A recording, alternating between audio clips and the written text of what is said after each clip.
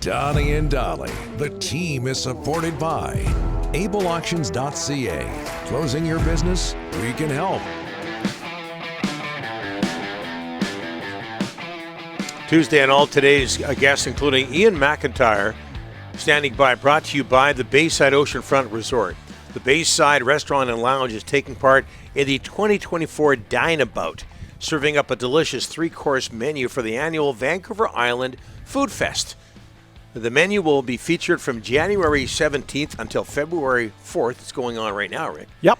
And will feature a variety of seafood appetizers, locally sourced entrees, and house-made desserts. Check it out while you enjoy 25% off their best rate when booked through the hotel now until February 29th. Call 250-248-8333 to book today. Unsigned, Delaney's OK Tire and Langley inbox. Just before we get to Iain, Donnie, regarding the Boston-Vancouver final, forget about being surprised about the Canucks. I'm paraphrasing here. Yeah. Forget about the Canucks being a surprise, being where they are in the standings. Who would have also thought the Bruins would be second in the league, given the loss of Bergeron and Krejci? Krejci too, yeah. Yeah, I don't think anybody predicted that. They just win every year. They lost two centermen. I think one of their centermen is a kid that played for Canada at the World Juniors. They just keep winning every year in Boston, bottom line. Yep. Impressive, no matter what you think of the Boston Bruins. Canucks 2-0 over Chicago last night at Rogers Arena. Here to talk about that and more from Sportsnet and sportsnet.ca, Iain MacIntyre. Thanks for doing this. Iain, how are you, sir? I'm doing well. How are you, boys? Really good. Good. Really well. Mikheyev, Suter, and Kuzmenko, especially Kuzmenko, what did they show you last night? Well, Kuzmenko, the biggest thing he showed was confidence. I mean, spectacular setup on the first goal, the spinorama backhand, and nice for him to get on the score sheet. But no matter who you talk to in this organization about the Kuzmenko conundrum, whether it be Jim Rutherford or Patrick Alvin or Rick Tocchet, they all talk about the confidence of the player. And a couple of the plays that Kuzmenko made in that first period, including the pass on the goal by Suter, but also the move he made from behind the net where he pulled the puck between his skates and tried to shoot backwards. You don't make those kind of plays unless you're feeling confident, unless you feel like you have a chance to pull them off. And so that was the biggest takeaway for me. Just, this guy, after this long dry spell, he looks like can make plays, and he feels like he can make plays. Now, it was only one game. It'd be nice if he could do it for, let's say, 30 more, but it was nice for Kuzmenko, because anybody who covers this player and talks to him from time to time, and he hasn't understandably wanted to talk very often this season. Yeah. But he means well. He wants to do well. But where Rick Tocchet's been here a year now, there's no mystery anymore to what he wants. Kuzmenko has to be able to satisfy this coach and play the way the rest of the team is playing.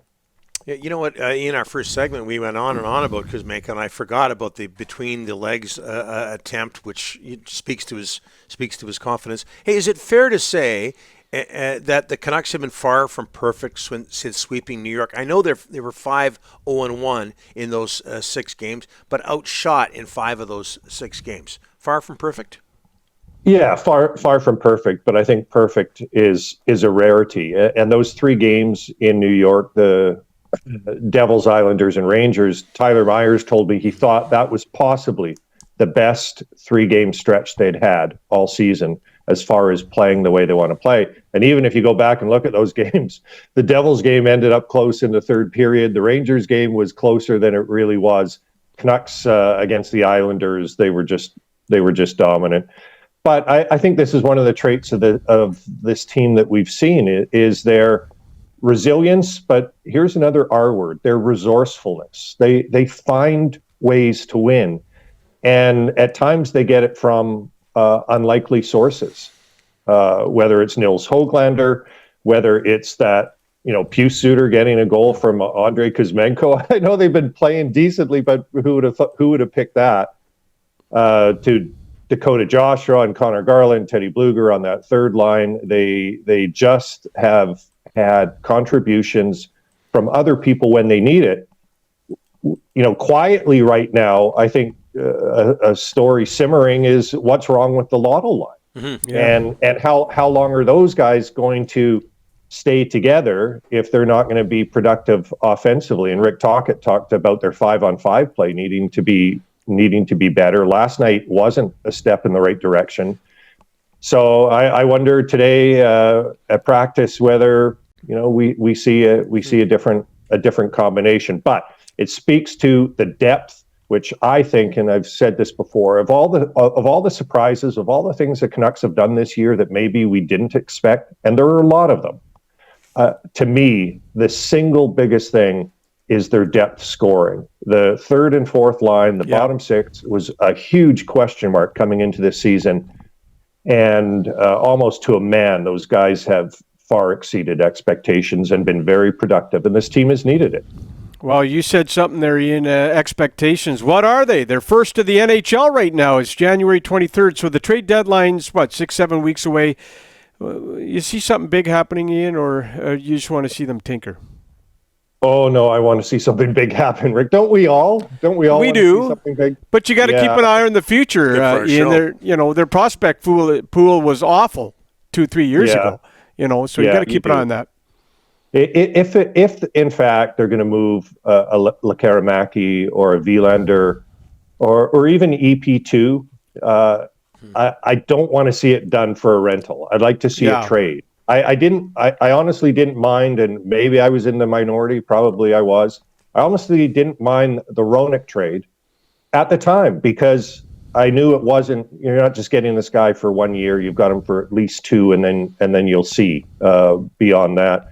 I think if they make a move like that, I'd like to see it be a long-term player. But I do think they need to do everything they can to maximize this opportunity. I think it would be a mistake to be complacent about what lies in front of them and the opportunity to win. And the longer this goes, like if you try and zoom back a bit, the Canucks were a fantastic story in October because they started far better than anybody thought. They came home with a winning record for the first time, it feels like, in forever. And, they're great. People were excited. And then they had that lull in November. And it was like, okay, well, this is, they're coming back to earth. They're going to be a good team, a competitive team, probably a playoff team, but, it's not going to be easy. And then they just relaunched. And since then, they've been about as good as anybody in the National Hockey League, other than maybe the Edmonton Oilers, who, by the way, in their record-breaking run, have closed what? 2 points on the Canucks? 2 points. It's crazy. And another thing that trip through New York did, the Devils have scuffled, but they're a team that had given Vancouver a lot of trouble, and they're a team that a lot of people picked to be a potential Stanley Cup team this year. And the Canucks just ran through them. And then they went to New York against the Rangers, who at that time were the best team in the Eastern Conference. And they had started to scuffle just a bit, but they're a formidable opponent, and the Canucks just ran through them. I think they proved to themselves on that trip that this isn't just a hot start, winning tear, a heater, whatever you want to call it. This could really be who this team is. And I'm not saying the Stanley Cup team, but they're about as good as anybody in the league. And the fact that they've won games, they go into Pittsburgh and Sidney Crosby's having a huge night, find a way to win there. And, the Toronto game, they blow the 3-0 lead, come back, win by 2 against a team that a lot of people still think eventually will get it going. I'm not sold on the Leafs. I don't think anybody in Vancouver is, unless you're a Leafs fan. So the Canucks, this is real, what we're seeing. It's not a mirage. Yeah, we all get PDO, we all get shooting percentage.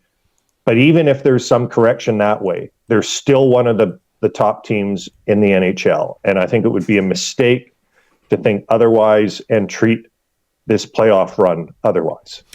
Ian, it's going so well that we saw the owner last week smiling and laughing at the Jim Rutherford press conference. Your thoughts on Jim getting an extension?